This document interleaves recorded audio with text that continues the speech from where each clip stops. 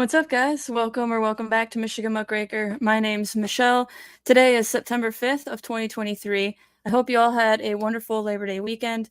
Today, I wanted to discuss with you the initiatives that Whitmer put forth last Wednesday.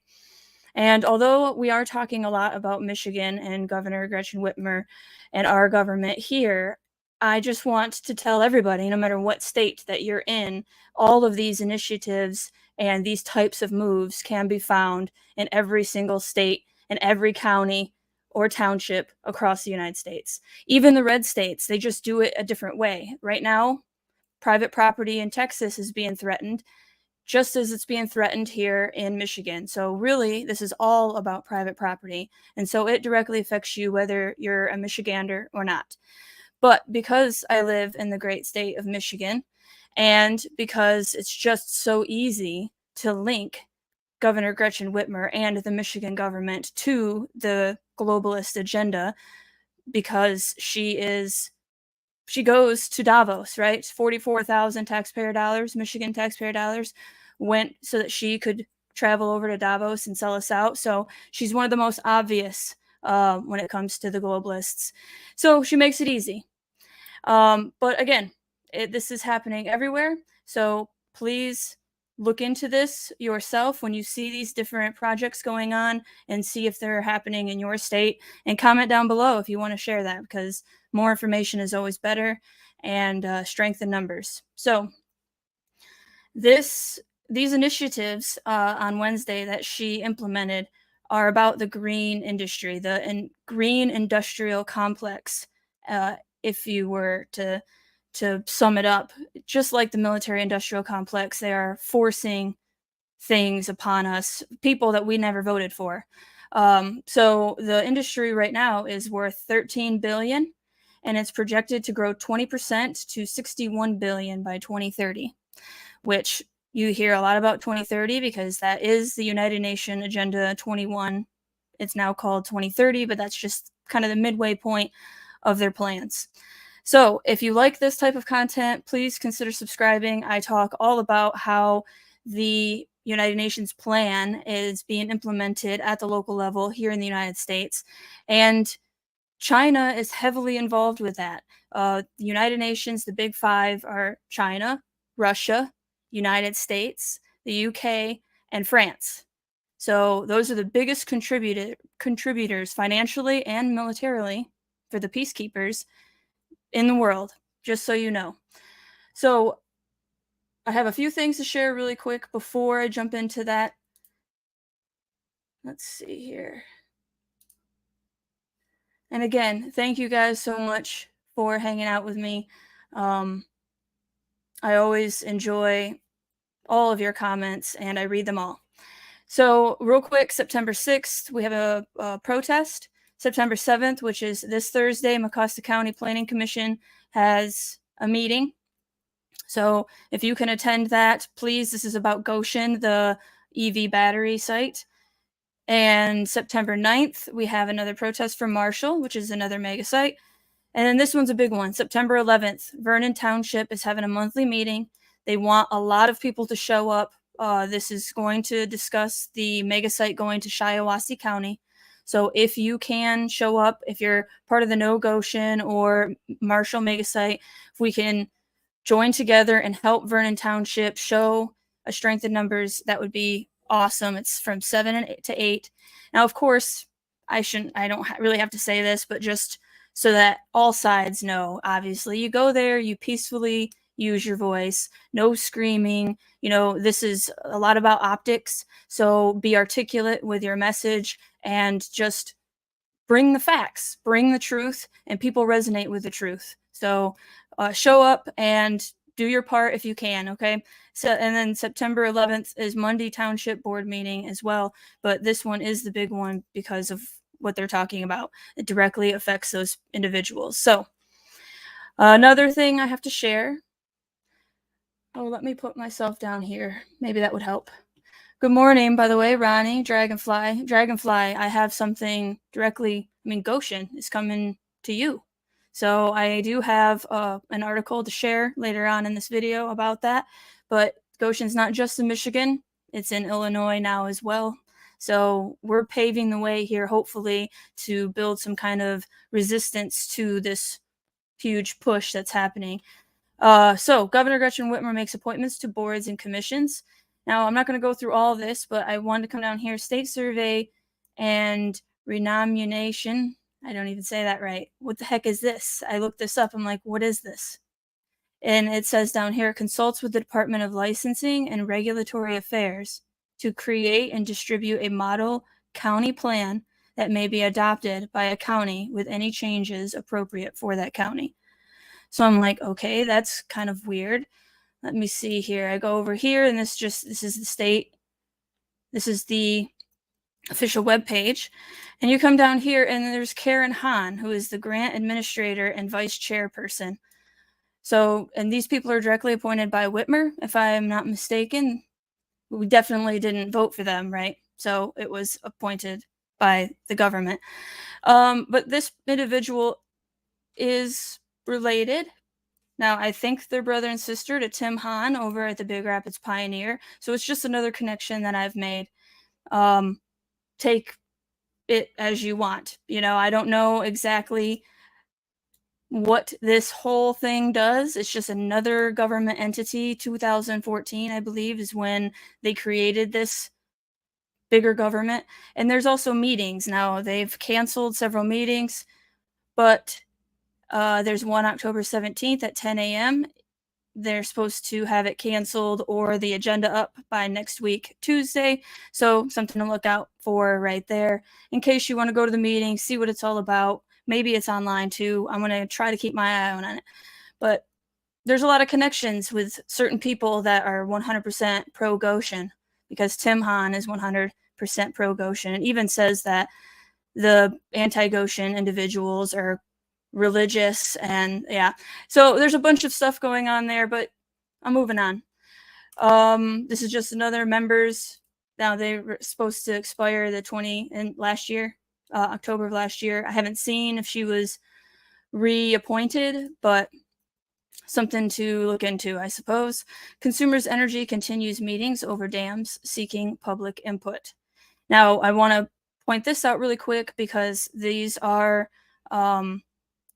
appointments, or not appointments, but meetings rather, that you can go to, and it's soon, right? Consumers is hosting a virtual webinar at 6 p.m.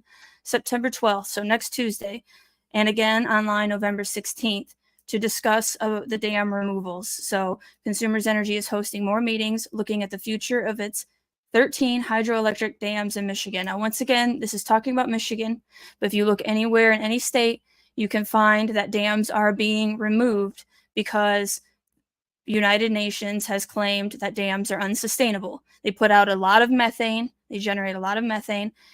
This is them saying this. And it's better for the fish if you have the flow go back to how it was originally without human intervention.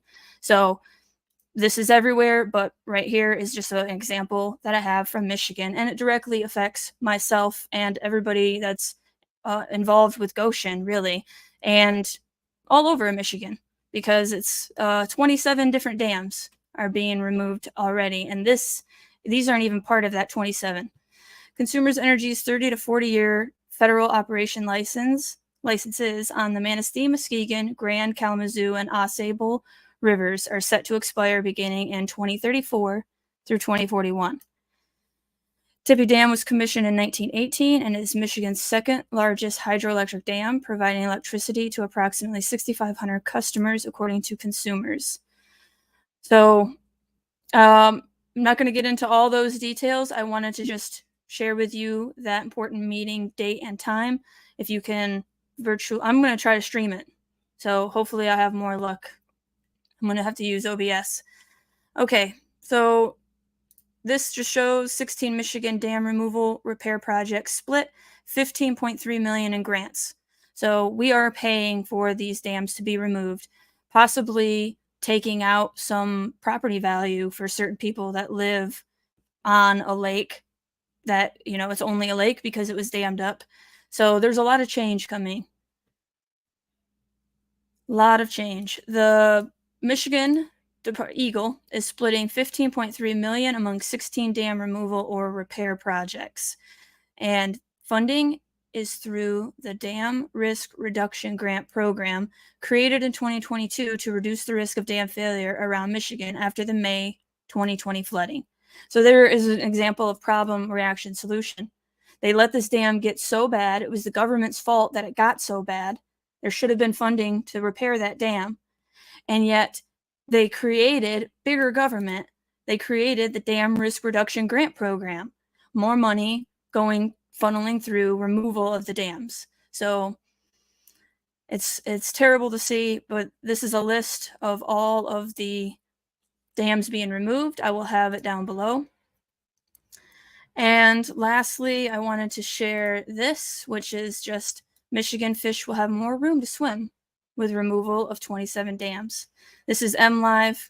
They are very liberal, or left, I should say. I don't want to say liberal because that has a different meaning. They're left.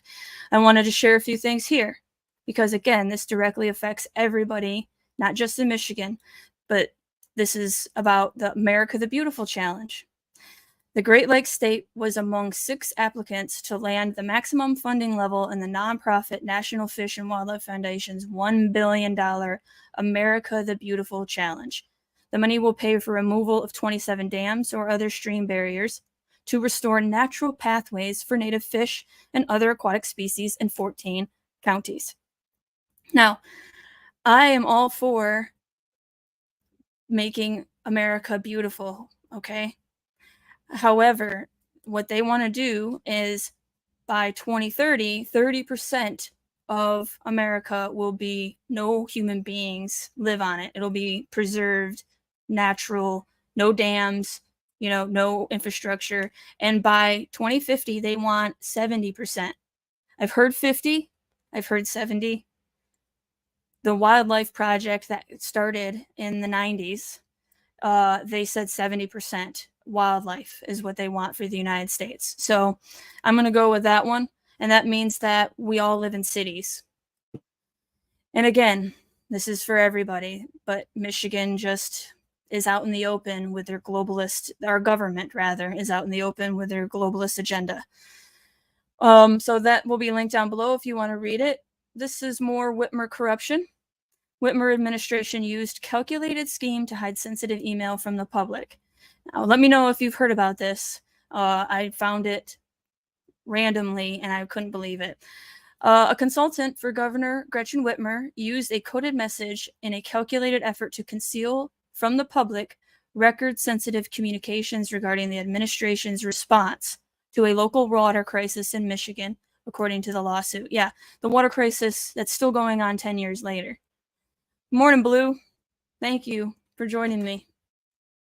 Just popped in. Good morning. And Dragonfly, thank you. Good morning. And Ronnie, good morning. Thank you, guys. Hopefully you learn something new. I have a lot to share with you on China. That's unbelievable. Michigan Energy Department consultant Andy Leviat in September of 2021 emailed a top advisor to Whitmer to express some major red flags with the administration's response to a lead water crisis in southwest Michigan. Which Leviat, I'm just going to say Levitt, even though it's probably wrong, compared to a similar crisis in Flint, Michigan. Oh, so it was different. Sorry, it's compared to the similar crisis. The initial message was not written in English. The consultant used letters in the Greek alphabet in place of English ones, a move that appears to be calculated to conceal the statements. A June court filing in a class action lawsuit against Whitmer's government argues. Levitt's use of Greek letters means his email would have been excluded from any public records request for government communication that contained the word Flint. Holy crap. How crazy is that? They used Greek instead of the keyword Flint. The apparent scheme to hide sensitive conversations from public records requests comes years after Whitmer promised to bring transparency to the Great Lakes State as governor. Now, here's the thing. Maybe she is bringing transparency. But Her definition of transparency is not that the government reveals information to the people. Rather, it's reverse, like everything else in this upside down world. It's that the people are going to be more transparent because they have all our data. We are going to have less and less private information, and it's going to be transparent to the government. Because the surveillance state that's happening, again, not just here, but here especially, is crazy. Down in Detroit, yeah, it's cameras everywhere. What are we doing?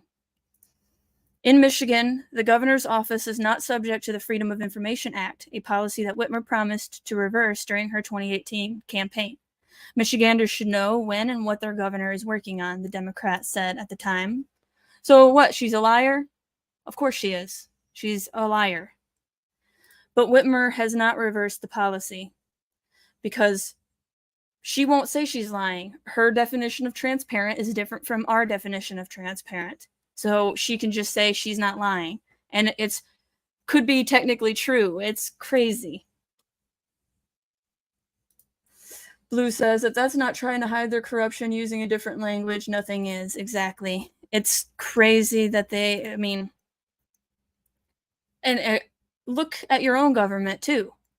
I'm sure that they are all doing something similar in some way, shape, or form. And they need to be held accountable for this crap. But Whitmer has not reversed the policy. Her office is still exempt from public records requests years after she promised to issue an executive order that would subject her office to such requests. The Democrat during her first term also defended severance payments and confidentiality agreements with former employees, which Republicans characterized as hush money. Neither Whitmore nor Leavitt returned requests for comments. Leavitt's 2021 coded message discusses the lead water crisis in Benton Harbor, a small town in southwestern Michigan.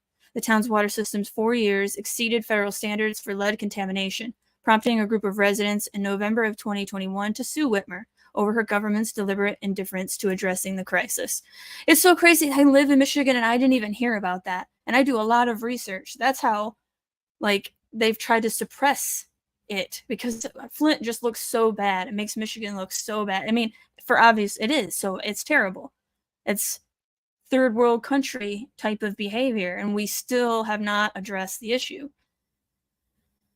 1 month before the residents filed their suit, Leavitt, a partner at a Michigan strategic consulting firm who was advising Whitmer's energy department, emailed Whitmer senior advisor Kara Cook to express his concern over the administration's not acceptable warnings to Benton Harbor residents.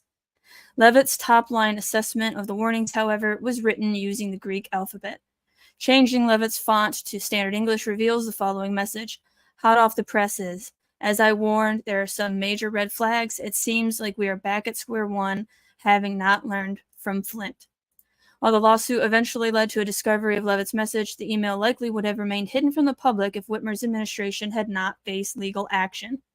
That's because Whitmer's Public Records Department is unable to electronically search for records that use Greek letters.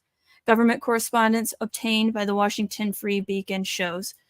We should scroll through all of it, see what other Greek messages are in there. Like how, I don't know, but that's crazy. As a result, even if the concerned citizen or political group caught wind of the tactic and requested Energy Department communication that used certain Greek letters, Michigan's government would have been unable to provide them without searching for the letters manually, an extremely expensive process that can take years. Why? Why is it an extremely expensive process that can take years? Are you telling me that nobody has made such a software that can search for Greek letters? Or did the government demolish that type of software by either taking them to court or buying them like big corporations do? I don't know. It just seems weird to me that it would be extremely expensive and take years to just search for Greek letters instead. A veteran, I guess, to make this piece of software, maybe that would, I don't know. That my ignorance right for that process is why I have questions there. I'm sorry for that. But it doesn't seem like it should take years and be that expensive. A veteran public records researcher told the Free Beacon he had never seen government officials use foreign alphabets to convey sensitive messages, especially when you have AI, right? Can't we get AI on it? I haven't seen it before, but it doesn't surprise me, the researcher said. Agencies play games to fight requests all the time. If they're doing it here, where else are they doing it? Exactly. Whitmer secured re-election in November. Selected or elected is up for debate. She made a lot of promises to the World Economic Forum her election year, including $6 million to build them a advanced manufacturing facility here in Detroit. And the Democrat's second term comes as her party controls both chambers of the state legislature for the first time in nearly 4 decades. So not only does she win, but now she can do whatever the hell she wants. That is the kind of sellout she is. Still, it's unclear if Whitmer and her legislative allies will pass ethics reforms laws to make Michigan more transparent. Only Republicans have introduced such legislation as of May, and Whitmer refused to give them a direct answer when asked if she would subject her office to public records requests via executive order. So she has no reason to be transparent, and she's not going to. Bottom line. So, real quick, High-Speed Rail Alliance. I found this picture. I just wanted to share with you. This is the plan. Potential regional use line will go from Chicago area over to Kalamazoo, Battle Creek, Jackson, Ann Arbor to Detroit. And then the shared use lines will go all the way up to Traverse City and Petoskey. But that's it. They're not going to go try to get over the bridge or make a, parallel bridge for a high-speed rail. They're not doing it. So, interesting picture just to give you an idea. And then potential high-speed line from Chicago south. Yeah.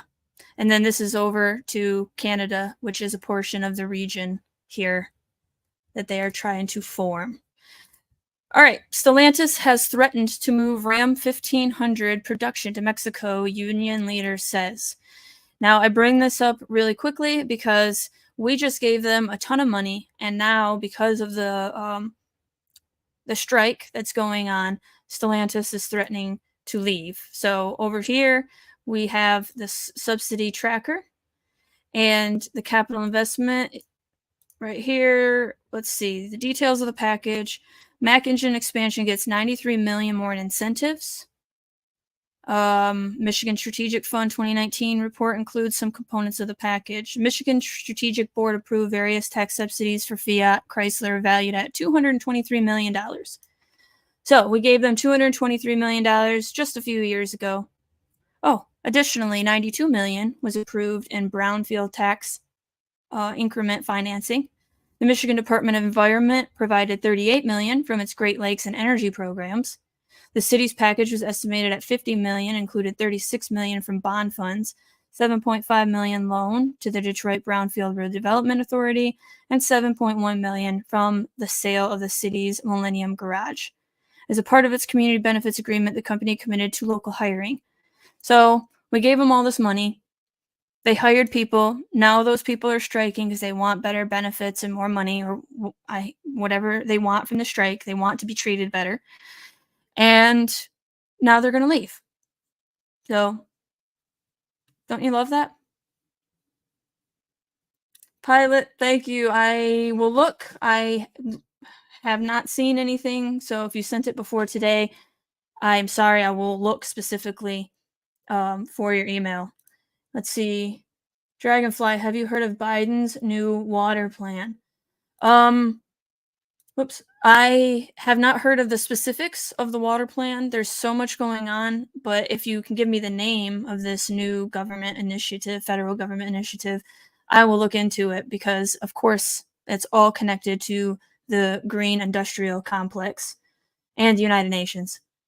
Blue, I'm not far from Benton Harbor and South Bend News Channel had a bunch of reports about how they are doing such a good job replacing all the water lines in Benton Harbor. Well, of course, because unfortunately, most of the media is bought and paid for by our government. It's propaganda, and we don't really get to see the truth, which is why it's a dying industry. I mean, they're all trying to get in on the alternative media space, including Tucker Carlson. I mean, he knew the writing was on the wall. He needed to get the hell out of there, and so he is. Um,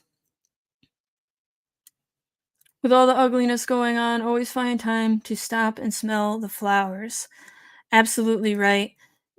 Going back to Labor Day weekend, I hope you guys did enjoy it here in Michigan. It was actually nice. Had a couple 80-degree days, and so I was pleased with that. But yes, there are beautiful things going on as well as terrible things going on, and I do focus a lot on this channel about things that are going on that are not so great. But I do want to try to implement more because, as you say, there's a lot of good things going on, and they don't get shown enough. So thank you for that reminder, Blue. I really appreciate it. All right, we're getting into the wireless charging. I have just a few updates really quick on this. MDOT and its partner Electreon are piloting the first public and-road charging system in the United States to be built along a 1-mile section of road in Detroit. Our partner Electreon will provide the development, design, evaluation, and testing. The roadways have the potential to accelerate adoption of electric vehicles by consumers and fleet operations alike by enabling continuous vehicle operations and turning public streets into safe, sustainable, shared energy platforms. Come down here, this shows what their plan is. The system connects energy provided by the unit to the in-road wireless charging coil segments when an authorized vehicle is directly above the segment. MDOT and our traffic service centers will monitor and gather data, insights in real time with cloud-based software. Cloud-based means somebody else's computer. So government computers or corporate computers, they're working together, very fascist world we're headed towards. So either one, whoever owns the cloud-based system, that's who you are giving your data to, and they are holding it. And again, I get into the data facilities that hold all of our information that is being sold and bought, and without us getting a dime. That stuff takes so much energy and water. It's unbelievable. And Bitcoin takes a lot of energy as well. Obviously, you're mining it through computers. It's crazy how many lies are going on, and how they are trying to implement this under the guise of for our benefit. And so people think, I'm against high-speed rails. I'm not. If we were just to add on high-speed rails, if we were to do it in an ethical manner, but what's happening with high-speed rails is it's part of an agenda to get us into megacities and only have high-speed rails to the megacities.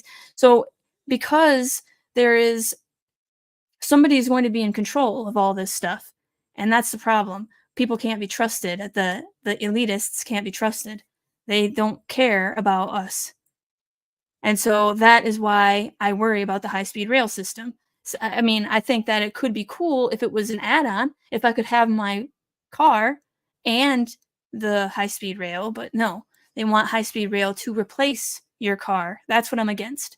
So for clarification, I think that some of these innovations that they are bringing out could potentially be awesome. But the problem is they are taking our data and using it against us, and so it's not awesome. So a vehicle kit receives the wireless energy from the wireless charging coils to transfer to the car battery. So this is a part of the Industry 4.0, the Internet of Things, 5G, surveillance state, social credit score system that China has, and that all of these leaders say they admire. Especially the one everybody knows about is Canadian Prime Minister.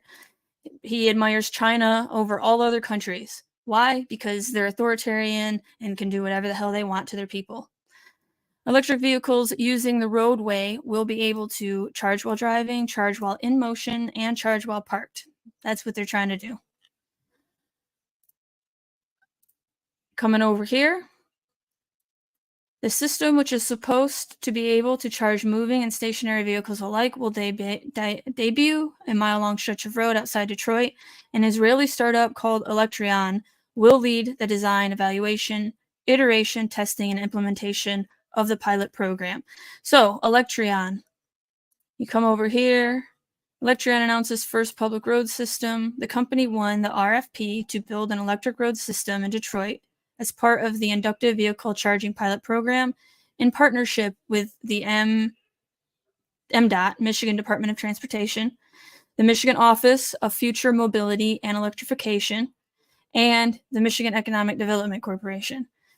All of these are just government sections that we never voted for these people, and yet they have so much power and are manipulating everything that's going on with economic development. It drives me crazy. Coming down here, Electreon will lead the design, evaluation, iteration. Yes, okay. The project is currently slated for a stretch of road right here, supported by Next Energy, Ford Motor Company, DTE, and Jacobs Engineering Group. So these are all the partners as well in this project. Electreon's award-winning charging infrastructure can wirelessly charge EVs while in motion and stationary, is one of the first in the world to be successfully demonstrated on public roads. The company is actively operating pilots in Germany, Italy, and Sweden, and is preparing to execute a recently signed commercial deal to provide a plug-free charging network for 200 public buses in Tel Aviv, Israel. So it's an Israeli company. Real quick, this is Sweden pioneers permanent electrified roads, and it says that the technology, okay, same thing. Sorry, I don't want to beat a dead horse there. Coming over here, $50 million of total funding. There are 11 to 50 people that work for this company that we gave our tax dollars to. I can't find how many, what grant they got, how big of a grant. I'm going to try to find for the next video specific details of how much money we gave them, but we did go into partnership with them, which means we gave them money. This is something I found looking into all this that I just wanted to share very quickly for your consideration. This is Israel, the state of Israel, inside the state of Michigan as their logo. Accelerating Michigan's economic growth, one Israeli innovation at a time. Who we are. We are a nonprofit economic development organization funded by the state of Michigan, philanthropic partners, and corporate sponsors committed to accelerating Michigan's innovative ecosystem through Israeli business connections. And share this, nonprofit committed to advancing, yes, the MIBA targets 6 strategic focus areas that align with the strengths shared by Michigan and Israeli ecosystems. And that's, you have the 6 right here. Coming down here, says Michigan ranks number 1 in the nation in connected and automated vehicle projects, 49. Has the highest concentration of mechanical and industrial engineers, over 4 times higher than the national average. Has the most extensive network of autonomous vehicle and mobility testing infrastructure, and the nation's friendliest laws for testing self-driving cars. Has 61 of North America's top 100 auto suppliers are headquartered in the state. Houses 16 original equipment manufacturer headquarters and tech centers. Is home to 375 automotive research and development centers, and has the highest concentration of all-weather testing sites and mobility infrastructure. The defense of Michigan ranks number 1 in military vehicle production in the U.S. with 37% of total contracts in the country. Defense industry contributes $24 billion in economic activity for Michigan. Is home to the Detroit Arsenal U.S. Army Tank Automotive Armaments Command, which manages the Army's ground equipment and supply chain and constitutes about 60% of the Army's total equipment. This is telling you why Michigan is so important, why we have China and Israel and the World Economic Forum and the United Nations, which is partnered with all of these countries, here in Michigan. It is home to the Ground Vehicle Systems Center, the U.S. Armed Forces Research and Development Facility for Advanced Technology on Ground Systems. It is home to the National All-Domain Warfighting Center, providing all-weather training and product testing, sustaining military readiness and modernization, and is home to 18-plus institutions offering aerospace, aviation, education industries. I don't have an article to share with you, but I have heard and read that the base that is Fort Wayne. I'm sorry, I should know this. The fort that's here in Michigan is training Ukrainian soldiers. Like, they have been shipped here and are training here in Michigan. Just an FYI. Okay, just checking the comments. Advanced manufacturing. Michigan is home to the nation's first Industry 4.0 accelerator program, launched by Automation Alley, Lean Rocket Lab, and Lawrence Tech's Centropolis Accelerator. I need to look into this. I'd never heard of that. Manufacturing makes up almost 20% of Michigan's GDP, is the national leader for employment industries related to Industry 4.0 and automation. Health tech ranks in the top 10 for number of medical device technology businesses locations in the U.S. Did you know that Pfizer's #1 manufacturing facility, actually, not lab, is here in Kalamazoo. It's in Kalamazoo. I didn't know that until the last couple of years, of course, with Pfizer coming into the news. Is home to more than 14,000 manufacturing facilities across the state. Is home to the Medical Mile, a multi-billion-dollar strip of clinical research and academic institutions. Is home to 13,000 healthcare-related businesses, 366,000 plus jobs in Southeast Michigan alone. Has #1 cluster for undergraduate and advanced degrees in medicine and biological science through the University Research Corridor, URC. Michigan is the second most diverse agricultural state in the country. Did you know that? I hope that you're learning something new here, because I learned a lot just from this little section on this website. Has approximately 51,600 farms and 10 million acres of farmland. Did you know this? Right now, we have 10,000 acres of solar farm and wind turbines. And in order to sustain what electricity we use now, we'd have to have 250,000 acres of solar panels and wind turbines littering our beautiful state. Now, I don't think they want us to stay with the electric output that we have now. They want to roll it back where we have probably times that we have electricity instead of having it all the time. But in order for them to maintain this facade that they want to keep us with electricity 24/7, but just switch over to renewables, they have to have 250,000 acres worth of renewable energy in order to sustain the electricity we use right now. Fort Custer is Battle Creek. I'm talking about the one that's up north, but if Fort Custer is the one that has the Ukrainian soldiers, let me know, because I thought it was the one up north. And then blue, I heard they had Ukrainians at the Capitol on January 6th, and they were there to support Trump. I have no idea. The fact that all of the Republicans that were on the debate stage, except for Vivek Ramaswamy, are totally for the war in Ukraine is very scary. Now, I don't know exactly what Donald Trump's all about with that, since he wasn't on the debate stage. I'm sure he's made his voice known about Ukraine, but I don't like Vivek anymore, by the way. I found out some things. I might do a video if you guys are interested, but I don't trust him. It's unfortunate because he's saying all the right things, but he was groomed to say them from what I've read and what I've researched. That's just my opinion. Unfortunately, I wanted to like him, but the political system is screwed, and that's just, we all need to recognize that. It doesn't work for us anymore. It's working for the big guy, the big bad guy. All right, sorry for the rant.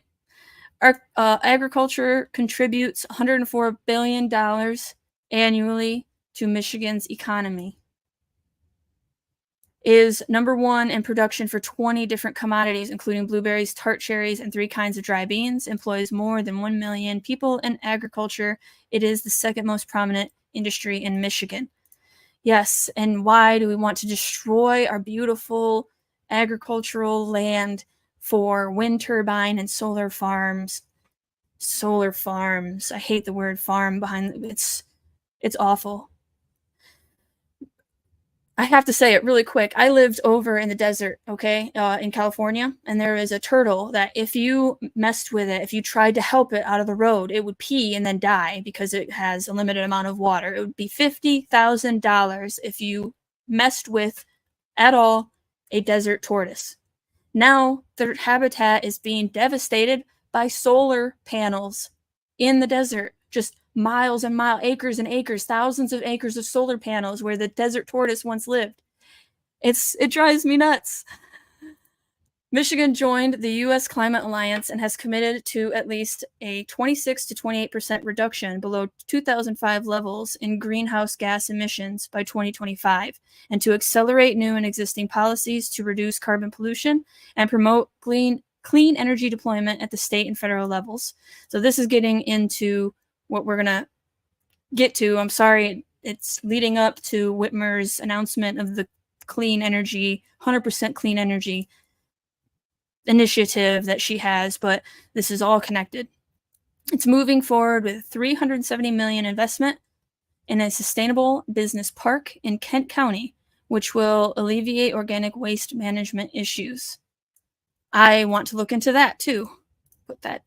Aims to increase Michigan's recycling rate to 45% through the efforts of Eagle Sustainability Tech. So, learned a lot about Michigan right there. I did as well.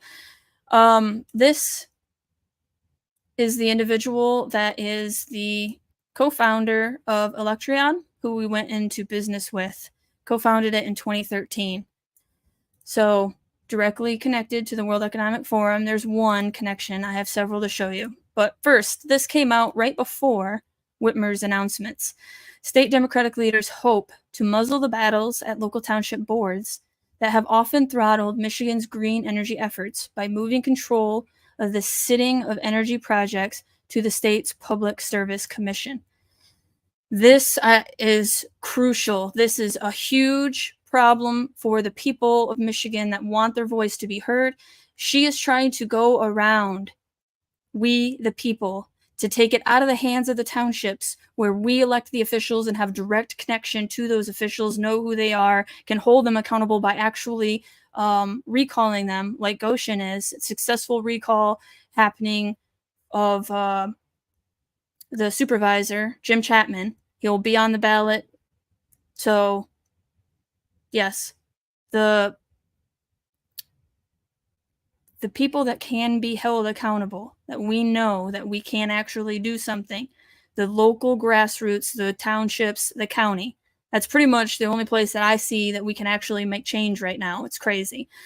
They know that we can make change there and that people are now looking at them and that they are going to the board meetings and they are saying, no, we don't want the solar farms. We don't want the wind turbines in our backyard. They're atrocious.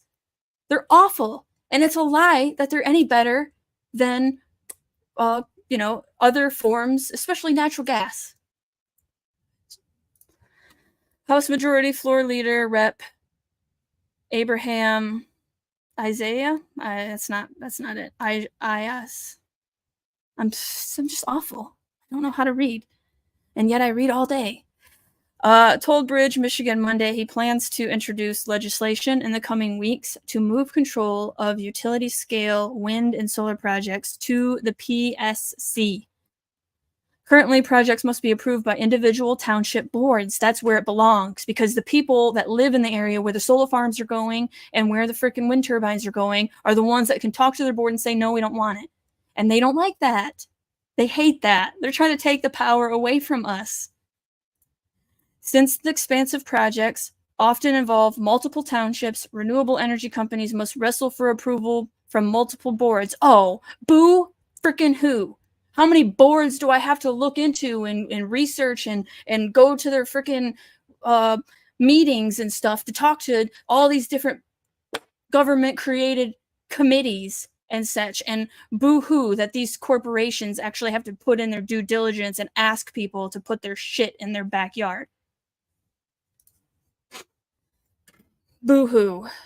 Renewable energy companies must wrestle for approval from multiple boards, all of which can make decisions based on different standards. Yeah, standards called living, standards of living. We have to live with this crap.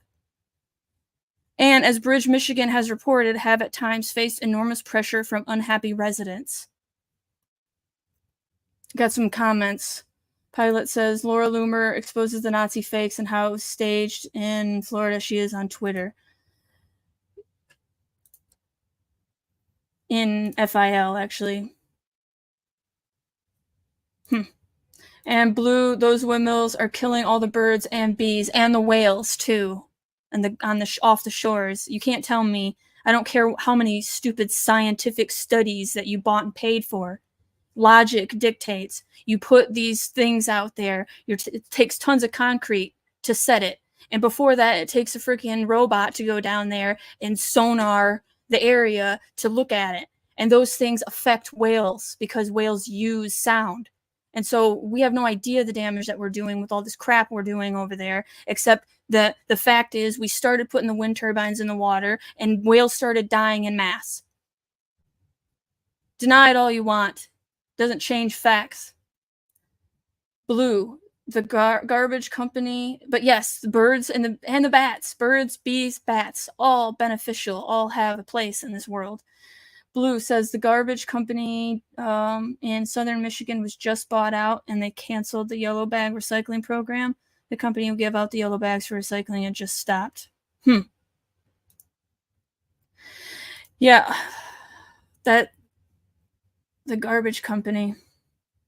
The recycling programs are the circular economy is another World Economic Forum thing that involves recycling. So I don't know what's going on there, but I'm sure if you looked into it, it's some globalist bullcrap, unfortunately.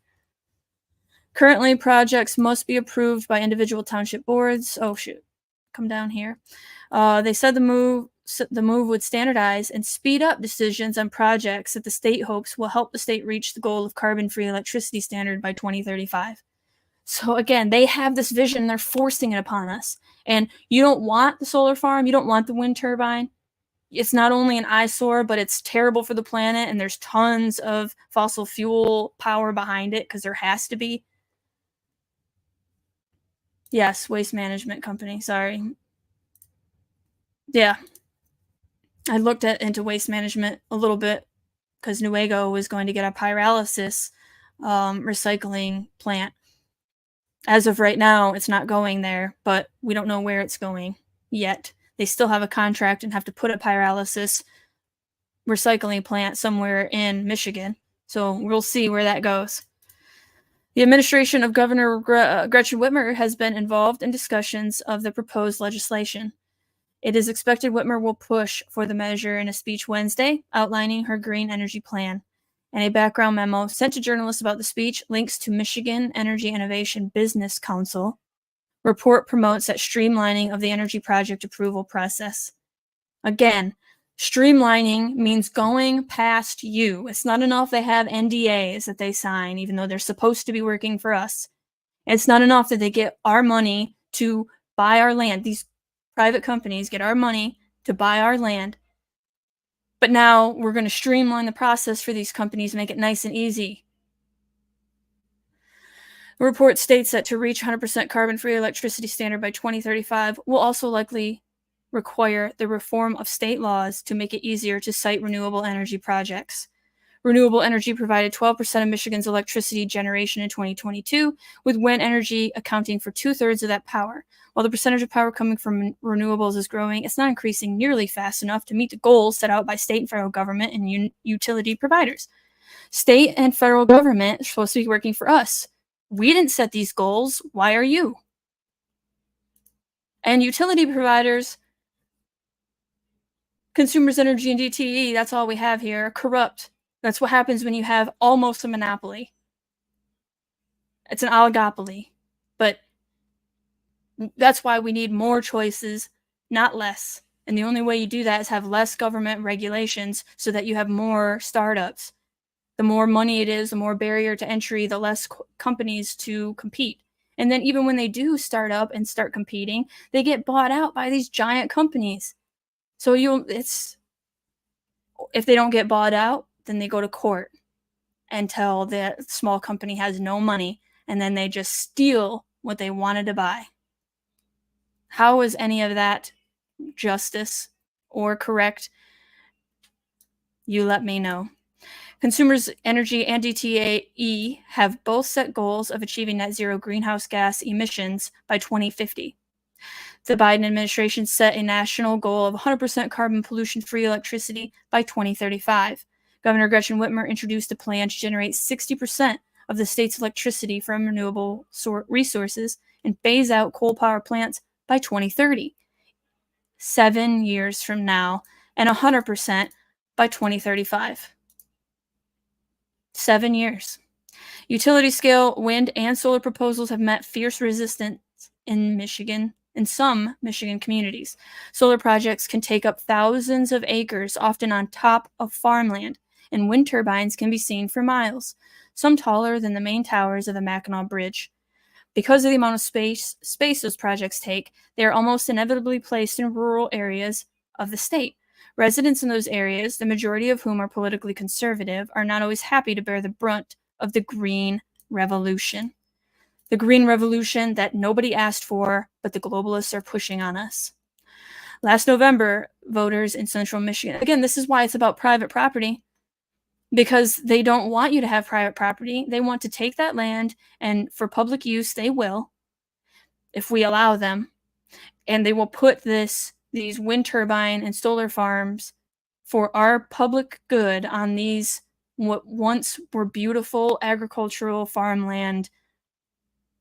It's awful to think about what the hell is going on. And again, the only thing I can say is get involved with local government. It's the only place I've seen change can happen. Last November, voters in central Michigan's Montcalm County smacked down green energy initiatives in a number of votes, defeating 5 wind and solar referendums that would have set standards for renewable energy projects, and recalling 7 officials in various townships who were considered pro-wind. That's what I'm talking about, baby. They did. They made a change. They said, we don't want this in our area, and we're going to recall you and vote in somebody that is for what we want. That's the power that you have in the local government right now that they're trying to get rid of. Those votes were noted in Lansing, where newly empowered Democratic leaders and environmental groups were pushing for more wind and solar energy. What happened in Montcalm is part of a larger chorus of grassroots opposition to these projects, said Ed Rivet, executive director of the Michigan Conservative Energy Forum. I hate when the word forum is in things now. It always reminds me of the World Economic Forum, which is, it probably is just a bunch of elitist pricks that want to tell us how to live. They want to fly around in jets and have electricity 24/7, but we are consuming too much of their energy. A nonprofit that aggravates for clean energy. Camp Grayling. Thank you, Michelle Wise. Camp Grayling. And yes, check out, Michelle has the photography business. So with lockdowns coming, you might want to take some pictures of you and your family outside enjoying life without masks on. I will have her link down in the description. She's here local in Michigan, Big Rapids, Rockford area. So if you want pictures done for the family, check it out. Local business, support local. One of those implications is the effort to take decision-making on renewable energy projects away from the township officials and local voters. Judy Allen, Director of Government Relations for the Michigan Townships Association, said decisions that impact local communities should be left to those communities. Thank you. Voice of reason alone seems we are not against renewables. We know there's a need. How do we know there's a need? Who says there's a need? Many of our members have multiple renewable energy facilities, but she argues that a one-size-fits-all approach to such large projects doesn't acknowledge differences among communities. If state agencies alone make these decisions, you'd have no input on the local level and the process on projects that can have huge negative impacts on the community. Exactly. Laura Sherman, president of Michigan Energy Innovation Business Council, countered that energy projects that benefit the entire state should be considered in a consistent manner, with standards for what all companies must meet and looked at by a body with the expertise to do that. Energy projects that benefit the entire state should be considered in a consistent manner, with standards for what all companies must meet and looked at by a body with the expertise to do that. So what are you saying? That I don't have the expertise to know what's good for what's in my backyard? Is that what you're saying? What do you mean? A body with the expertise. I hate when people say just trust the experts. Trust the science. Trust yourself and what resonates. Do your due diligence. Don't outsource your thinking ever. Not to me, not to anybody. And I always put the links to everything I share down in the description because I want you to read what I read and know what's going on. And that's why I'm here, sharing information. I think it's the most important thing that I can do for the movement right now, being a caretaker first. And so I really enjoy what I'm doing, and I really hope that y'all are learning something new. Smash like if you are liking this video, and subscribe if you haven't already. Under the current system, wind and solar projects are often really contentious fights, and we have local officials who sometimes don't want to make these decisions, who are not experts at energy generation. Again, experts at energy generation, how do you know they are and not just experts at pushing their green industrial complex? The model for renewable energy projects sitting control that Michigan is considering is similar to one now in place in Wisconsin.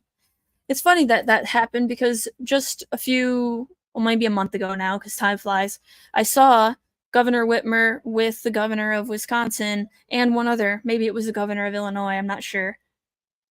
They were together at some lake house in their sweaters because it was cold, even though it was August. And I wonder if they were talking about how Wisconsin's control measures are going for renewable energy, and maybe Whitmer got some ideas. Their projects generating at least 100 megawatts of power are authorized by the Wisconsin PSC.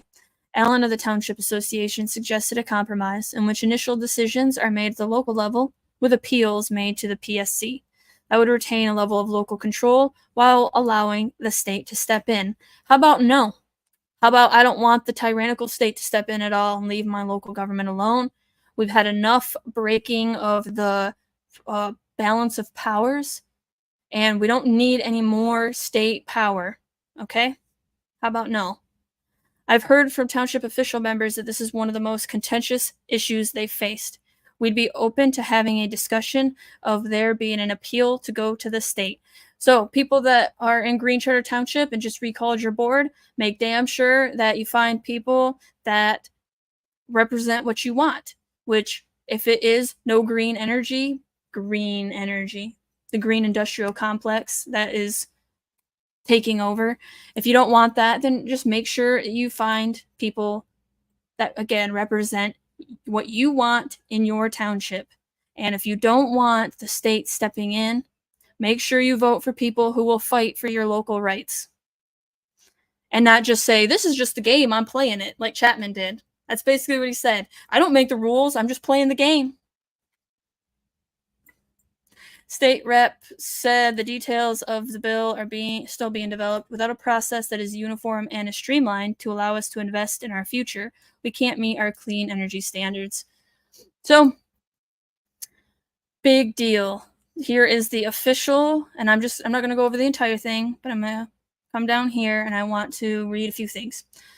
This is about the Governor Whitmer delivers What's Next address proposing 100% clean energy standard, paid family and medical leave, lower health care and prescription drug costs, protections for reproductive health, and election security measures. I'm always suspicious when right before an election, the people in power, which are Democrats right now, it doesn't matter if they're a Democrat or a Republican, but they make these rules that seem to help them out. I don't like that. Why are we making new rules all the time? How about we go back, like Vivek Ramaswamy said, and we go back to pen and paper. You need an ID because everybody knows how to get a freaking ID in America. You get an ID and you have to go and physically on a piece of paper vote. Let's go back to that. Let's be done with the digital crap. It can't be trusted. And let's certainly not let these individuals make more rules that is allegedly to help security, but it's probably to help them secure the election however they want, rather than, you know what I mean? Like, try to think of the upside down, just like the word transparency. They could probably argue that they are gaining more transparency here in Michigan. They're getting more of our data. You could argue that they are securing the elections. They're securing, you know, whoever they want to win will win. I digress. Alongside our legislative partners and Michiganders across our state, we have made it possible for more people to make it in Michigan, said Lieutenant Governor Garland Gilchrist II. Now, very quickly, I have to share this. I thought it was... Oh, I'm sorry, I have it somewhere. I swear I do.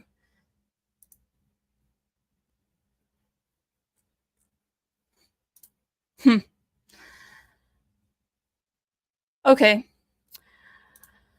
I am sorry I can't find it in all of the things that I have, but Garland Gilchrist in 2021 was named a Young Global Leader of the World Economic Forum. So he was pointed out, and I will go into what a Young Global Leader is in a little bit. Once again, just because it's connected to China and Goshen, which I still have to get to. We have lowered costs for working families and retirees, delivered free breakfast and lunch to all 1.4 million public school students. There's no such thing as free breakfast and lunch. There's no such thing as free. My mom would say free money, free money. These last few years when the government was giving free money, no, there's no such thing as free. It's going to screw us later. We're devaluing our dollar and inflation is going to happen, hyperinflation potentially. So no, I love you, Mom, but it's not free. We will pay for it, and we are going to pay for this too. And I think somebody did the math, and it comes out to 33 cents per meal. That's how much our funding did. That's how much each meal has to cost in order for it to be free with the 1.4 million. So going back to his quote, we have lowered costs for working families and retirees, delivered free breakfast and lunch to all 1.4 million public school students, supported educators, protected fundamental freedoms, fostered public safety, and unleashed economic development tools to revitalize communities and grow opportunity. I just pause the quote, unleashed economic development tools. I love how they say that. It's like, release the Kraken. They unleashed the beast upon us. The freaking economic development tools that they are using to try to get around what we want. And they're doing it to revitalize communities and grow opportunity. That's what they're doing. Now, we look forward to building on that progress, striving to serve and support the success of every Michigander and build thriving communities. Governor Whitmer and I continue to work hard and stand tall for Michigan. I wanted to point that out, not only because Governor Gilchrist is with the World Economic Forum, probably traveled around with Whitmer and Messer of the MEDC / Michigan Strategic Fund. They all went together on our dime over to Davos and sell us out. So I hope you had a great time over there in Switzerland. Codify the common sense. Okay, so these are going down here. She's bragging about what she has done, allegedly, and then what she plans on doing. So, allegedly, she lowered the cost of healthcare. Now, I don't know about you, but my prescription drugs that I have to get from my mother-in-law, they have gone up in price, not down. So, if you're talking about lowering the price, more regulations never lowers the price. In 2013, Republicans and Democrats came together to establish Healthy Michigan, thanks to the Affordable Care Act. Oh, so the Affordable Care Act is like the brand new Patriot Act that allows for states to bring in medical tyranny. Good to know. It expanded care to over 1 million people, lowered costs, and improved health outcomes. Right. Codify the common sense, cost-saving measures of the Affordable Care Act, including protections for pre-existing conditions, permitting children to remain on their parents' insurance until 26, banning annual or lifetime caps on care, and requiring insurance plans to cover essential services like ambulance services, birth control, mental health treatment, and preventative care. First, I don't know what preventative care is exactly. And second, how is birth control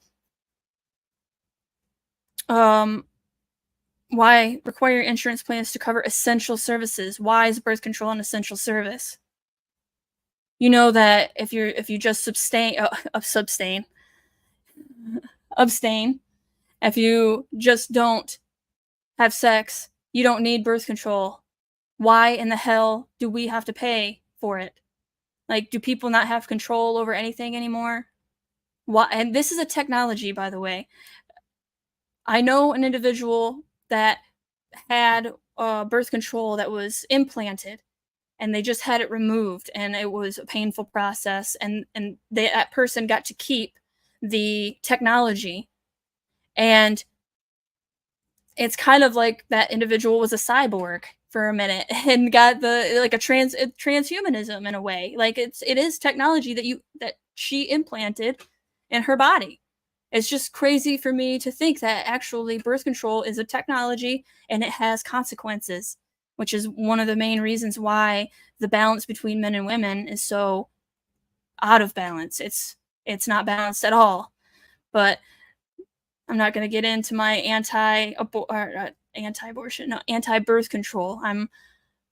If you want to get birth control on your own dime and you make that choice, then that's cool, whatever. I think that you should hesitate to use pharmaceuticals at all, ever, including birth control, and that we should change our values and be more modest and reserved. But anyway, sorry for that rant. I'm going to continue on with the press release. Lowering the cost of prescription drugs. Oh, I got some comments really quick. Blue. I have a heart condition and didn't wear a mask for even when I had doctor's appointments. Yes, I was turned away for not putting one on. A year later, the doctor's office called and said, I need to get a check up. I asked if I had to wear one, and my doctor said, no, I don't have to. So please stand strong. Please stand strong is right. And I'm sorry that you have a health condition, Blue. I hope that you're doing well with that. But I want to say good on you for not wearing the mask, because it is extremely harmful to your health to not inhale oxygen, but rather to inhale old oxygen called CO2. We're not only depriving trees of their necessary gas that they need to survive and thrive, but then we're doing the same to ourselves. So I'm against the mask. Now, again, if you want to wear it, I don't think you should ban masks, because, again, that's just big government in the other direction. I'm not for big government. I'm not for government regulations. If you want to wear a mask that makes you feel better, then wear it. But you should be informed. You should know everything that the good and the bad about wearing a mask, not just propaganda. And you should be able to listen to people you don't agree with without saying something like, don't make me not like you, or anything like that. So listen to people you don't agree with. You don't get stuck in an echo chamber. I digress again. In 2020, Governor Whitmer established a bipartisan prescription drugs task force to drive down costs. Since then, she signed legislation implementing some of their recommendations to lower costs by increasing transparency and accountability. So, 2020, she established a drug task force. Has it to drive costs down? Has it worked? No. What about you guys? Has it worked for you? I guess, you don't have to say if you have prescription drugs, but they have not lowered from what I have experienced. What's next? Establish an independent, nonpartisan prescription drug affordability board made up of leaders in economics, healthcare, and supply chain and academics. So leaders in economics first, not leaders in healthcare. Supply chain and academics. The board would use data and evidence-backed research to tackle the cost of prescription drugs. They will hold bad actors across the supply chain accountable for irrationally skyrocketing prices while also encouraging R&D to help find new treatments and cures. Oh, sounds wonderful. It's too bad the government screws up everything it touches, so I highly doubt it's going to work that way. It's probably going to work exactly the opposite. Enacting 100% clean energy standard. Here we go. To protect our air and water for future generations while creating jobs, lowering costs, and enhancing reliability, we need to expand domestic energy production. What's next? Enact 100% clean energy standard for Michigan so future generations have clean air to breathe and safe water to drink. Huh. And we just talked about Flint and Benton Harbor. What the hell's going on? Why don't they have safe water to drink? Why are we so worried about renewables? Drive down costs for consumers. Reduce our reliance on foreign energy and create good paying manufacturing jobs along the way. Reduce our reliance. Drive down costs. Well, it doesn't drive down costs. This is simple economics, supply and demand. When you raise the demand because you want everything to go on the grid, but you lower the supply because wind and solar don't supply as much electricity as fossil fuels, then what you get is higher costs. And if she doesn't know that, which of course she does, but if she didn't, then she'd be an idiot. And because she does know it, then she's a liar. She's not gonna drive down costs for consumers. As evidenced by recent storms and increasing number of climate-related events, bold action is vital to the safety of our residents and livelihood. This is the evidence of recent storms. We've always had storms. An increasing number of climate-related events. Define climate-related events and define increasing. Like, prove these things. These are just lies that they tell you to justify their shit. We are working to set targets to clean our electric grid and meet the goals laid out in Michigan Healthy Climate Plan, which I still want to deep dive into. There's so many things. There's just too many government initiatives that it's like there's too many battlefronts. Pretty much. That's why we need more. We need more people. Because there's 1 million battlefronts, so we need 10 million people. I look forward to continuing work with key stakeholders, as well as the Governor House and our colleagues across the aisle. All right, come down here. Senator Sue Schink. Our goal is 100% clean energy standard that will make our homes more comfortable, our grid more sustainable, and utilities more reliable. How is this forcing the switch over to something that isn't reliable at all going to make utilities more reliable? All these people are just liars. That's the bottom line. They're freaking liars. Empowering the Michigan Public Service Commission to produce more clean domestic energy so we can lower costs and create jobs. We need stronger tools to build more faster. Stronger tools. So this is cutting across the township, saying you don't get a freaking say. They need stronger tools. Bolster the MPSC by authorizing them to permit utility-scale clean energy projects the same way they can currently do so for other sources of energy. Also authorize them to consider climate and equity in their regulatory decisions so we can prioritize the health and well-being of our communities as we expand energy production. That's a whole bunch of crappy mumbo-jumbo words to try to justify taking power from the people. Utility-scale clean energy projects. That's your wind and solar farms, unless I'm mistaken. In the same way they can currently do so for other sources of energy.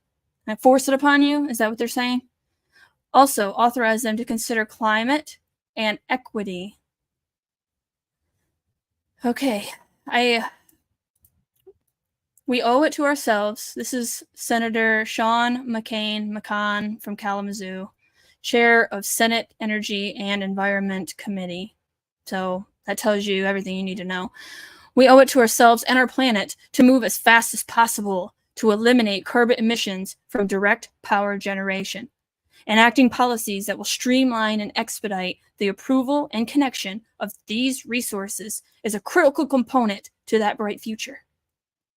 The current model of sitting large renewable projects is cumbersome, outdated, and does not serve the best interests of Michigan citizens.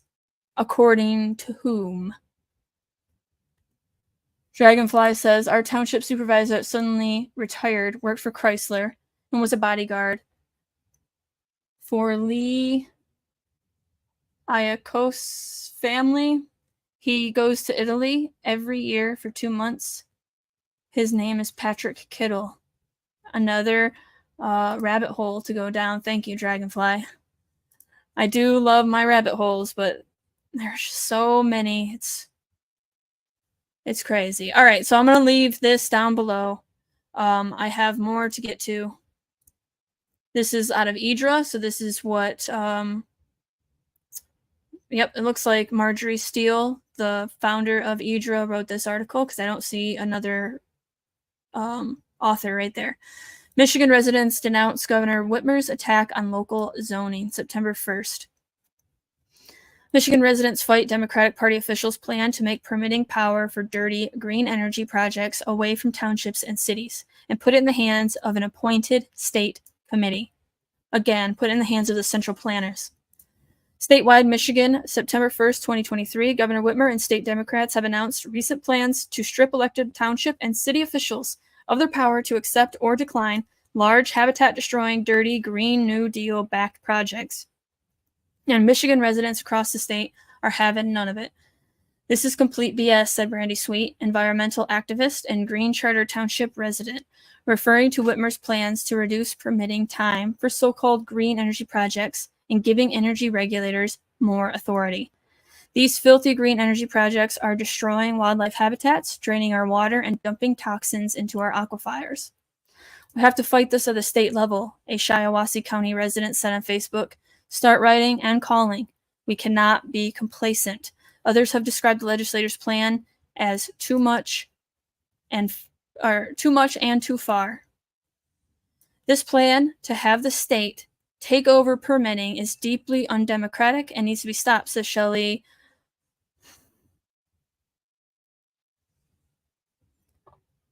Okodanicki. Oh my goodness. It's just awful at this point. Chairwoman of Stand Up Shiawassee. Please forgive me, Chairwoman. I mean no disrespect. People don't stand for taking away local zoning. According to Michigan Radio, Governor Whitmer is expected to call for legislation that would remove local government control over the wind and solar permitting process in a policy speech Wednesday. Earlier this week, Michigan's House Majority Floor Leader, Rep. Abraham Isash, that's what I'm going to say, told Bridge, Michigan he plans to introduce legislation in the coming weeks to move control of utility-scale wind and solar projects to the Public Service Commission, PSC. Statewide grassroots will destroy this bill and the political careers of every legislature who sponsors it if you pursue this, Marjorie Steele, Idra of Michigan's founder, told Rep. Iash in an email. Destroying the very habitat, farmland, and aquifers which regulate carbon in order to reduce carbon emissions is insane. Depleting and toxifying the most precious freshwater resource on the planet is criminal. More critically, this is a democracy, and we the people get to decide what we want to do with our land. The groundswell of residents and local officials protesting green energy megasites, taxpayer abuse, and water toxification continues to grow in both rural and urban counties across the west and east sides of the state. Well said. Green industry is filthy. Just look into it. Now, we're finally going to get into China. And I know it's been quite some time, and so I'm sorry for that, but this is really important stuff. In words and deeds, Whitmer sends mixed messages on China. Why she's doing this, I'm also going to explain after this article. Speech demands Michigan reduce reliance on goods from China while touting Chinese EV battery plants. Whitmer and the MEDC have championed a massive corporate welfare for 2 forthcoming Chinese electric battery plants. There's Goshen in Big Rapids area, and there's Ford Cattle collaboration at Blue Oval Battery Park in Marshall. Whitmer has presented these efforts as essential in making Michigan competitive in the electric vehicle market. Yet during her What's Next speech on Wednesday, something like a late-year State of the State address, Whitmer spoke of the need to reshore manufacturing in Michigan and reduce America's reliance on China.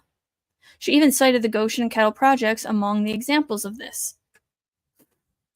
Again, why are we competing in an industry China has its foothold in that's not even good for the earth? This is a question we need to ask. These new battery plants will be game changers, supporting thousands of families, uplifting local businesses, and ensuring that our cities and towns thrive for decades to come, Whitmer said of the projects, some with China involvement, others without. They'll help Michigan go toe-to-toe with China, bringing critical parts of the auto supply chain home. We must reduce our reliance on Chinese products, which have caused work stoppages, shortages, and car price hikes. In the space of a few sentences, Whitmer whiplashed between praising the Chinese efforts as creating good-paying jobs to blaming China for everything from labor disputes to high prices for cars. Which is it, Governor? Goshen, we now know, is wholly owned by a Chinese company that is an organ of the CCP. We know it. It is a fact. Sorry, pro-Goshen people. It's a fact. The Ford-Kettle arrangement is a partnership, but it puts America's most iconic car company in the back seat.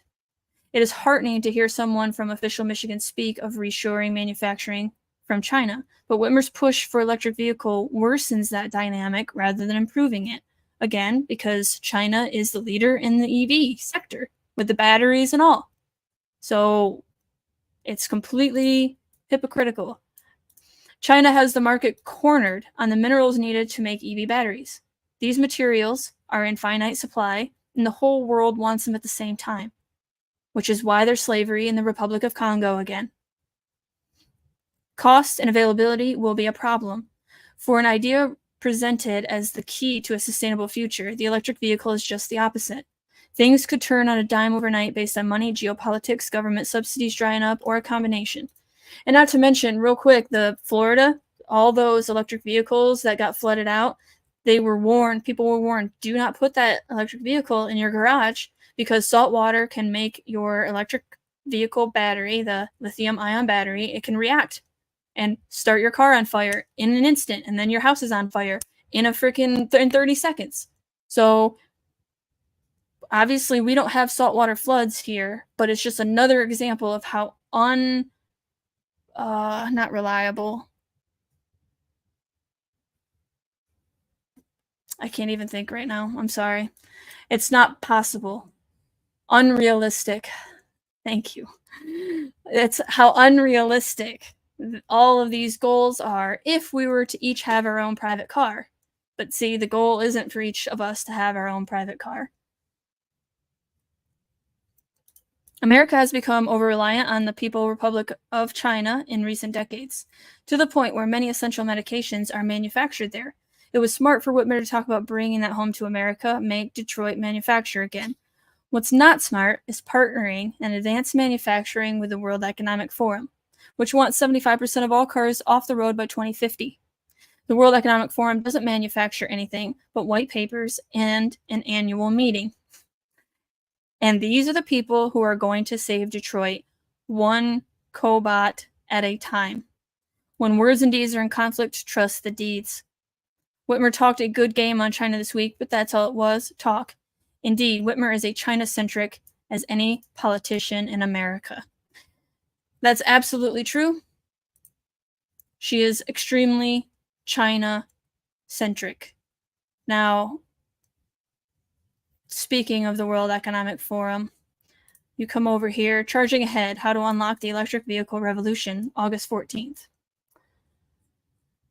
And I'm not going to go over all of it, but there's a lot of references, of course, to 2050 because they partnered with the United Nations, which I want to talk about as well. But I'm going to come down here.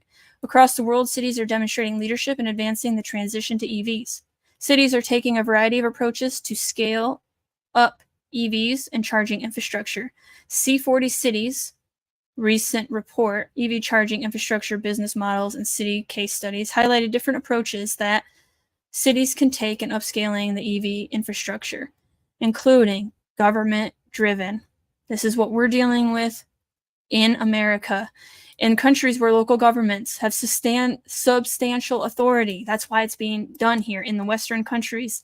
They don't have to do this in the Eastern because local governments don't have substantial authority. And we're about to not have substantial authority either if we allow this crap to continue. But in countries where local governments have substantial authority, cities have an opportunity to lead the development of a deployment strategy of vehicle chargers. London, which is the first 15-minute city that's actually operational right now. It's a nightmare. I don't know if you guys have heard about Blade Runners, which the movie Blade Runner is a cyberpunk. It was a novel first, and then now it's a movie.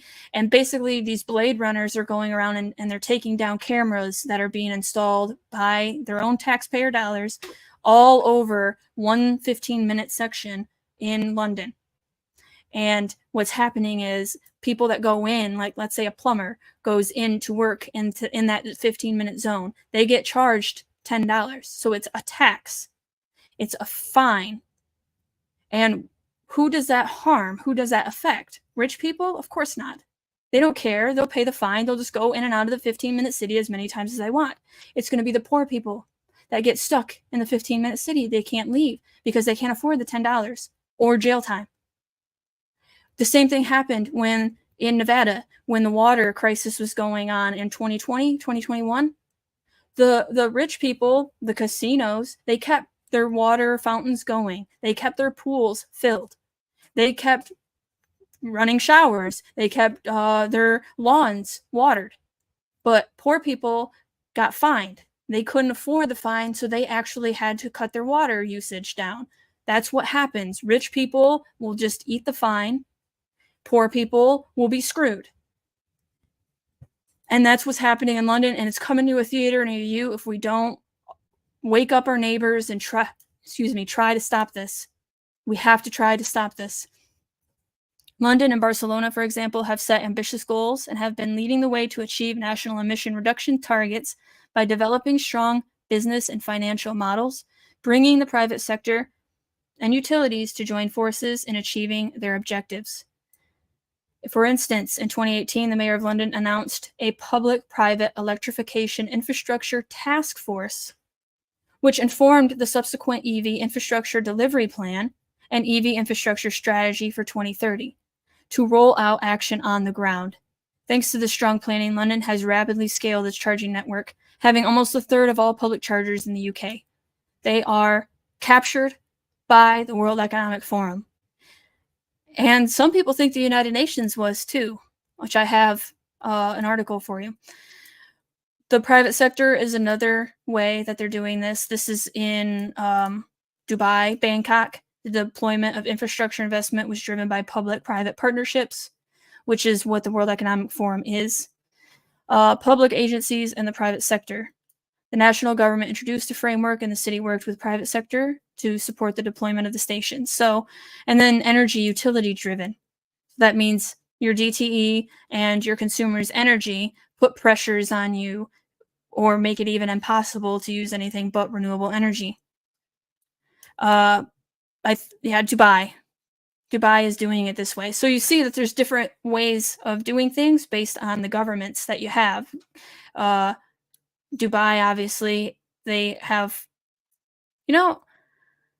I don't really know much about the government of Dubai, but I do know that they have the happiness. They're supposed to be the happiest city. That's what they're trying to do. That's their goal. And so they're doing that by making it a haven for all the digital nomads, new money. The new money loves Dubai. And if you actually look into what's going on in Dubai as well, there's a lot of slave labor and stuff. It's basically like the help, right? But you can't see them. You don't see them in Dubai. They keep the place clean, but they have to be kept secret, and they do it all secretly as much like a butler or the servants of a wealthy inside a castle or something, for royalty. The servants of royalty, that's pretty much what it's like. And they're doing that model in Dubai. And I keep getting off on tangents, and I apologize. Crucially, the report also recommends creating a clear regulatory framework for the deployment of charging infrastructure to bring certainty and confidence to the private sector in investing in EV structure. With this in mind, how can city governments create the right policy and regulatory environment to encourage and enable private investment? To address this question, the forum's Global New Mobility Coalition, again, another freaking group of people that are in charge of telling us how to live, has launched a new task force on fostering investment in EV infrastructure by bringing together charging operators, energy utilities, financial firms, vehicle manufacturers. Okay, yes, by bringing them all together, city governments, and more, the task force will seek to set out how cities can grow public and private investment in EV infrastructure. The task force is investigating both how city governance can be used to enable and encourage investment from the private sector, as well as models for public-private financing of infrastructure. So this is what the Right Place is working toward. They're doing this Global New Mobility Coalition. I'm sure they're involved.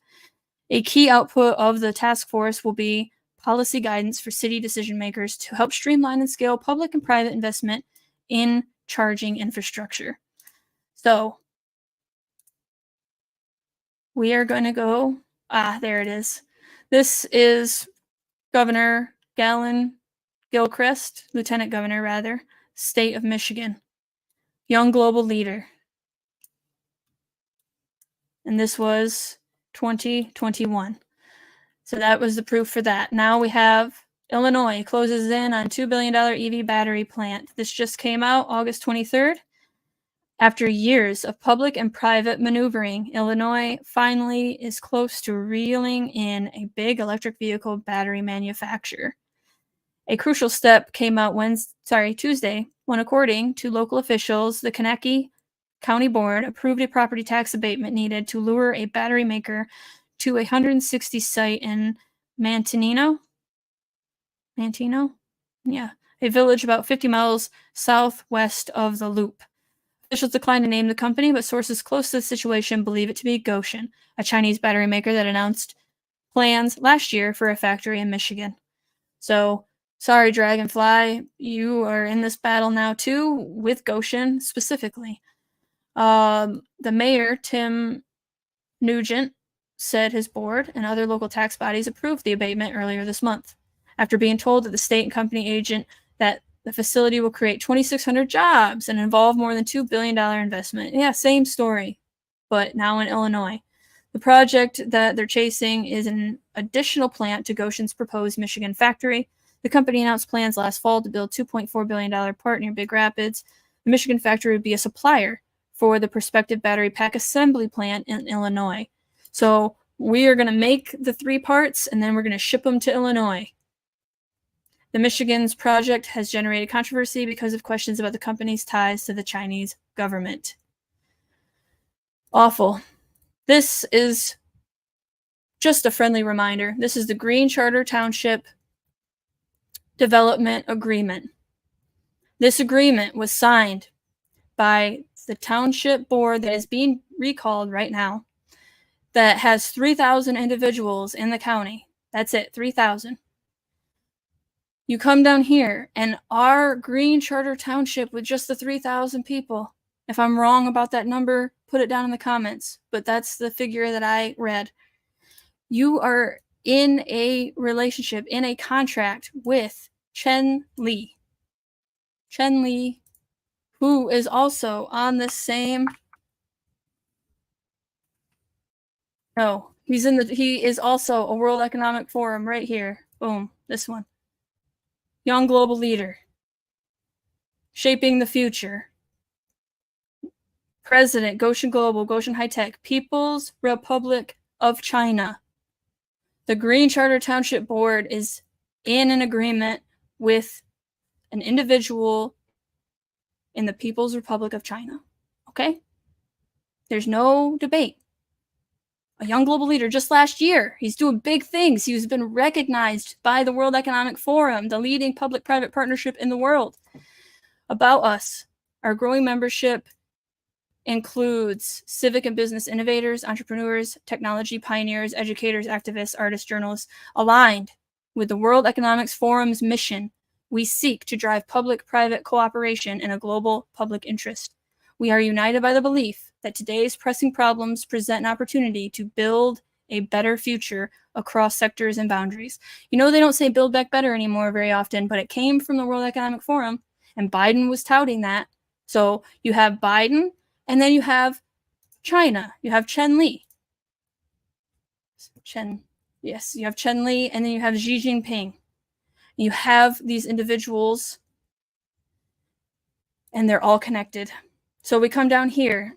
Now, the World Economic Forum and the United Nations have a partnership as well. So United Nations, within the United Nations community and beyond, the People's Republic of China is seen as a committed peacekeeping state, one that recognizes the value of peacekeeping for the United Nations and for its own discrete foreign policy goals. In 2015, on the 70th anniversary of the UN, China became the second largest contributor to the peacekeeping budget, announcing additional financing for a new UN Peace and Development Fund, a further US $100 million for African peacekeeping capacity training, which, by the way, China is in Africa very heavily using economic development. They developed a lot of the infrastructure that are in these third world countries in Africa. And then they say, you owe us. And then they make demands. That's what they do. And now we're going to allow them into America. Or we have been. We're allowing them into America. But now we're going to allow them in Michigan, in our backyard. They committed a fifth of the troops. So China has a fifth of the troops for the UN standby peacekeeping force. Now, it would make sense to me that 1/5, because Russia has a fifth, US has a fifth, UK has a fifth, and France has a fifth.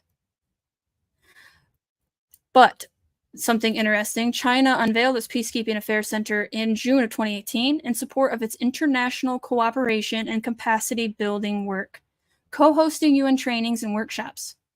Most recently, China has sought to chair an expert working group on peacekeeping intelligence and peacekeepers' safety and security, among others. Heavily involved. China's heavily involved in the UN.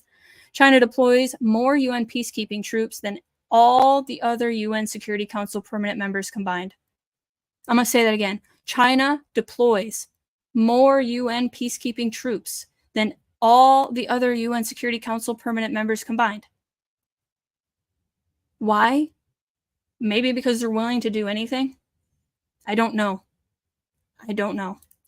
And over a dozen of its officers have had top military posts, serving as force commander, deputy force commander, sector commander, and deputy sector commander. Come down here. I mean, this whole article is really good, but I don't have time to read it all to you. In April 2022, China unveiled the Global Security Initiative, where it detailed its shared future vision for a global security order. This is so important to everybody in the United States, in the world, really. But these are the plans, and China is involved with them. Global Security Initiative, where it details its shared future vision for a global security order, a new world order. China calling for it alongside the United States via the United Nations. The concept paper came out February of 2023. The Global Security Initiative critiques the current security order as the source of global governance issues and draws on China's position of non-interference and a rejection of power politics to achieve security. This is telling because this is how China does war. It does it through economic development. It doesn't do it through power politics, and it's demanding the world do the same. The Global Security Initiative stands alongside the Belt and Road Initiative, the Global Development Initiative, and the recently announced Global Civilization Initiative as the suite of global public goods promoted by China. The new initiative is of interest as it links China's particular views on security with its more traditional development-first approach to international politics. With these complementary initiatives shaping the shared future into targeted policy. As China considers the UN to be fundamental to this proposed security order, It sees its peacekeeping contributions as part of what makes this shared future possible. With troop deployments and funding underscoring China's support of world peace, global development, and a unilateral world order. Can't be more clear. I'm going to go on just a little further. Over the next decade, it is feasible that China will continue its efforts to shape peacekeeping to fit with its more technocratic and state-centric vision. That is what the World Economic Forum loves. And that is why, I'm sorry, but Putin, Xi Jinping, Biden, they're all just dogs that are vying for the top dog position to the dark shepherd, okay? I'm going to just say it. And so they all are working together, corralling the sheep this way and that. China is already seeking greater policy, leadership, and peacekeeping through 3 avenues. Oh, and Macron, of course, is part of that. It's not just Biden, Putin, Xi Jinping, but those are the big ones I'm talking about. So that's why I just named those. Financial support in committing $200 million over a decade via its sponsorship of the UN Peace and Development Fund. Championing select peace operations initiatives and potentially securing even more senior roles in the Department of Peace Operations. Yeah, China will never invade us. Will the United Nations? Will it not be an invasion, but we'll ask them because our United States is so chaotic and in disarray because next year is the election and there's so much going on already. It's not even next year yet. I just worry that we are going to be in such a bad spot coming down the pipeline, down the road, that we will ask the United Nations willingly to help us maintain peace, to come in and be peacekeepers. Which, by the way, peacekeepers are in the Hunger Games too. I think that's crazy, but Dragonfly, can you tell me how to find the info on the plant going in our township? My husband works for the water and sewer department, and the only reason he questioned this factory, he had to put a new water meter in. Yes, so I just looked up, let's see, where did it go? I will have the link down in the description for that one article that I found, if that helps, which I am having trouble finding it again. I have it here somewhere, I swear. Ah, there it is. Okay, so yeah, I found it in Crane's Chicago Business, but I do know that most of the time there's a paywall. I didn't have a paywall for this one, but I don't know how it works. You might have one, but I would definitely just look up this county board, Kanaki. Sorry if that's pronounced wrong, but I would look up that board and this county or city, or okay, that's what I would look up. But again, I'll have this link down in the description. Coming back over here. All right, I'm going to leave this down below. This is just more proof the United Nations in China. The United Nations has been a trusted development partner of China for over 40 years. It has witnessed the profound economic and social transformations that have taken place in the country since the introduction of reforms in the late 1970s. In the 4 decades since, the role of the UN in China has shifted that of a traditional donor to that of a partner, providing technical expertise and support both within and beyond its national boundaries, including in its activities under the framework of South-South cooperation. In all of these endeavors, the role of the United Nations in China is to add value, contribute expertise, and ensure compliance to international norms and standards. The UN in China values its engagement with national stakeholders, including government, bilateral, and multilateral donors, non-governmental organizations, civil society organizations, and businesses in both the public and private sectors. The UN in China seeks to consistently build upon its position as a key partner, most notably by creating and reinforcing partnerships for the achievement of the Sustainable Development Goals in line with national development priorities. I don't think it can get any clearer than that. China, United Nations, World Economic Forum work together. They have a shared vision, a vision of the anointed. They have a shared goal. This is the United Nations in the Russian Federation. You have the World Health Organization. This is all United Nations. The World Bank, United Nations Department of Safety and Security, the UN Information Center in Moscow. I mean, come down here, environmental program, education, scientific, and cultural organization, United Nations Industrial Development Organization, UNIDO. I'm sure you've heard of that. These are all United Nations plans that are being implemented. You come over here, corporate capture of global governance, World Economic Forum UN partnership threatens United Nations systems. This came out, when did it come out? I'm not sure, actually. Below is the official press release. Okay, deeply concerned about the corporate capture of the UN system, 289 organizations from all regions of the world, as well as 27 individuals, have endorsed a collective letter to the United Nations Secretary General Guterres to terminate the strategic partnership agreement recently signed by the United Nations and the World Economic Forum. This is a form of corporate capture, which will seriously undermine the mandate of the United Nations, as well as the independence, impartiality, and effectiveness of this multilateral body, particularly in relation to the protection and promotion of human rights. The signatories instead call for strengthening people's sovereignty, deepening democratic multilateralism, emphasizing the vital role of social movements and civil society organizations. So you see, there are a huge group of individuals that do not like that the World Economic Forum has captured the United Nations. But is it that, or did the United Nations capture the World Economic Forum? Now, obviously, these people work for the United Nations, but I think it's funny that they talk about human rights when they're partnered with China and China has slavery. So, real quick, this is just going to show you what I've already said about Africa, how China is basically going to own Africa, is taking control of Africa through economic development.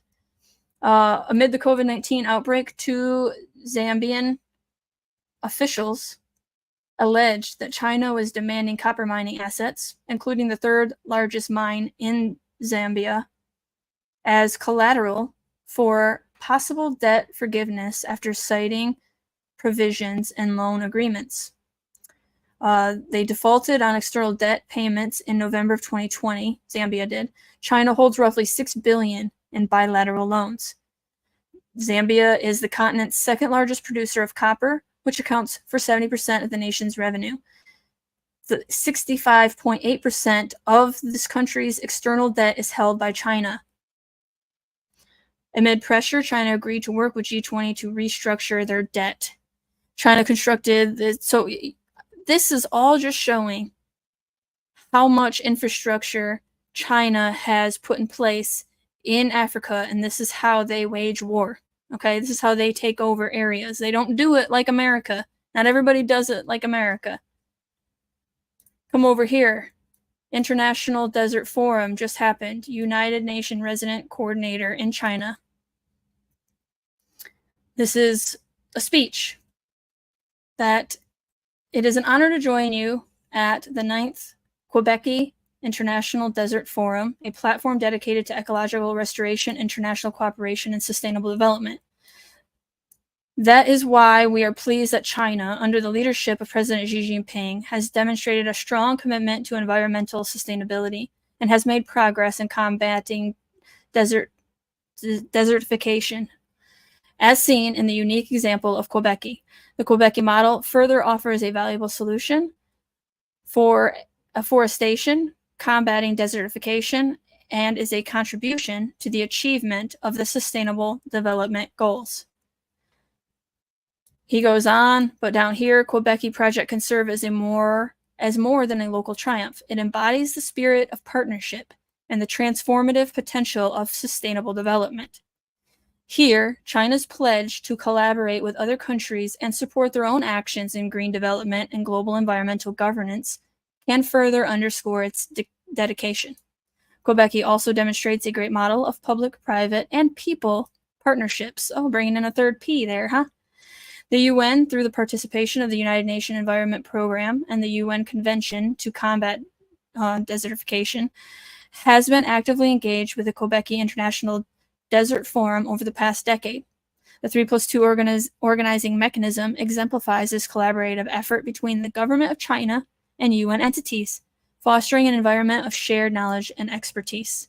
The UN in China stands ready to support the government of China in its international cooperation efforts and the development for new partnerships to accelerate ecological restoration and sustainable development. For example, through the UN China-Africa Transformative Partnership Initiative, we hope to better support countries in the Horn of Africa in responding to the devastating drought. It's just a way to get their foot in the door, okay? They got their foot in the door, and then you come down here, it says, we are gathered here today on the cusp of a pivotal moment to change course and save our planet. Let us seize the opportunity to forge stronger partnerships and redouble our efforts in environmental conservation and support of the 2030 Agenda for Sustainable Development. This is a speech by the top UN China official saying, we are dedicated, China is dedicated to United Nations Sustainable Development Plan.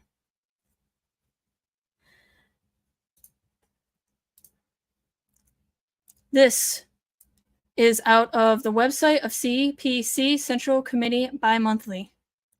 This comes directly from China.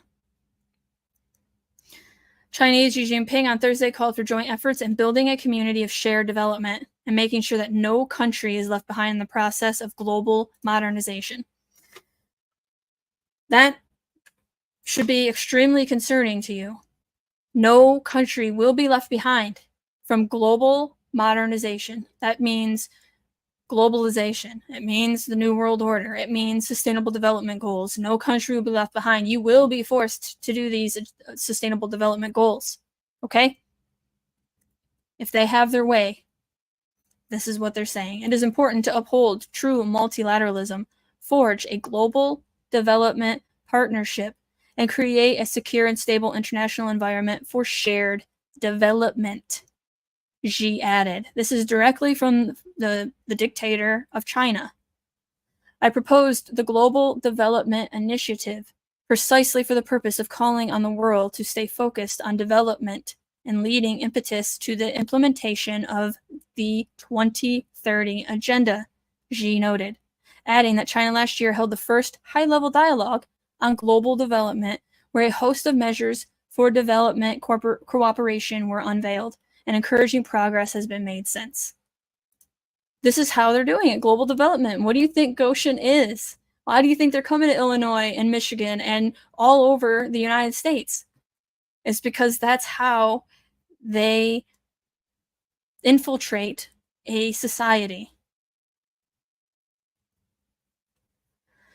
China's a friend that Africa can count on, Xi said, noting that over the past decade, China has provided a large amount of development assistance to Africa and helped build more than 6,000 kilometers of railway, over 6,000 kilometers of highway, and 80-plus large power facilities on the continent. They're taking over through economic development. Going forward, China will carry out more cooperation with African countries to support Africa in enhancing its own capacity for development, Xi said, adding that Chinese financial institutions will soon set up a special fund of $10 billion dedicated to the implementation of GDI. What's more, China will provide satellite mapping data products, implement a smart customs cooperation partnership, and launch a UNESCO, a GDI for Africa's Future action plan to support sustainable development in Africa. So, straight from the horse's mouth, he is implementing United Nations Agenda 2030 goals. This is why it's so confusing about Whitmer, is because Whitmer is pretending to work for us, but really she is working for the World Economic Forum and the United Nations. And China is also working for those globalist, utopian idealists, elitists, but again, she's not working for us. Coming down to the wire here, guys. I know it's been quite a lot of information. I have a couple more things I wanted to share with you, but I think this will be the last one for this video. Trouble with China's Global Civilization Initiative. This is the Diplomat. I don't know what their bias is. Pretty much every publication has some sort of bias, but the information is important. So bias aside, this is what we got. The GCI is an attempt to win global buy-in for China's principle of non-interference by conflating modern-day regimes with traditional culture. History is marked by the recurring tragedy of publics rallying around leaders with attractive-sounding rhetoric, from new constitutions to government-led development and social justice to prosperity through privatization. Whether on the left or the right, the most consistent outcome is to empower and benefit the elites selling the concept. China's new Global Civilization Initiative, GCI, announced by Xi Jinping in his March 15th keynote speech to the Chinese Communist Party high-level dialogue with world political parties, fits neatly into the global tradition of leaders selling attractive-sounding concepts whose practical implications ultimately benefit them. China's GCI sits alongside the previously announced Global Development Initiative, Global Security Initiative, as a triumvirate of complementary concepts in the community of common destiny, which Xi and CCP are advancing as Beijing's alternative to the Western-dominated, rules-based international order.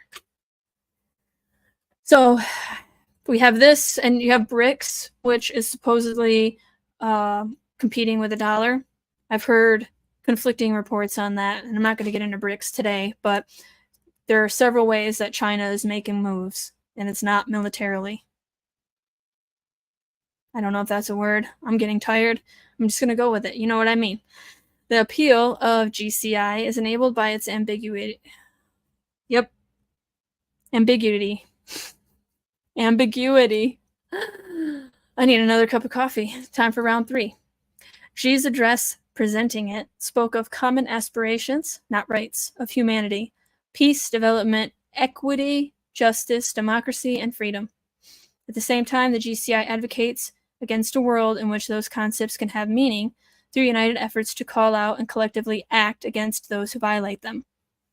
Under the GCI, perceptions of such common aspirations are relative, and thus countries must refrain from imposing their own values or models on others.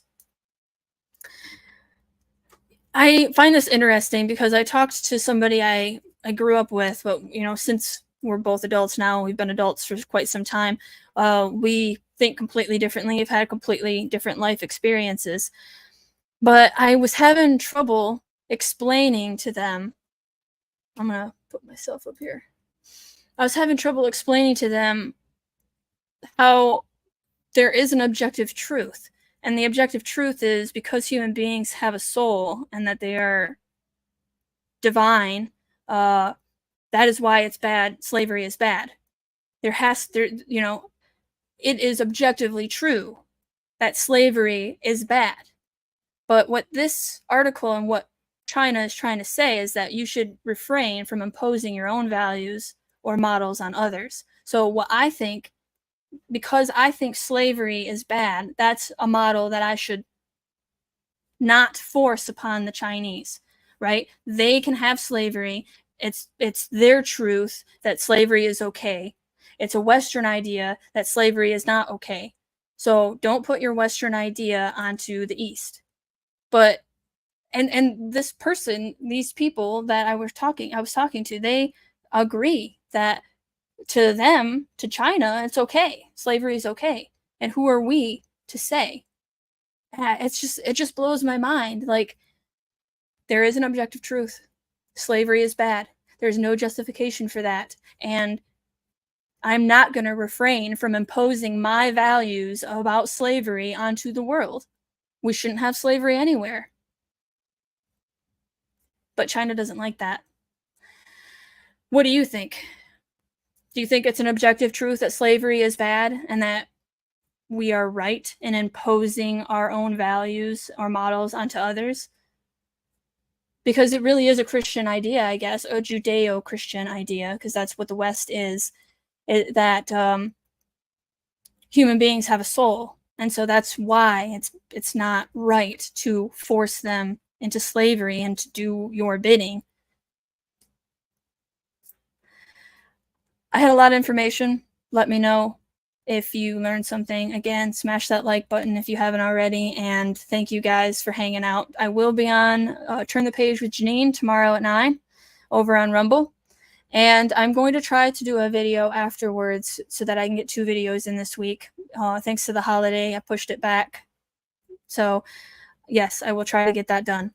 I have a million things to share. Let me know down in the comments below if you have a topic that you would like me to do a deep dive into, and I will try to accommodate that because I am here for you ultimately to try to share as much information that I've researched as possible in a, in some kind of order.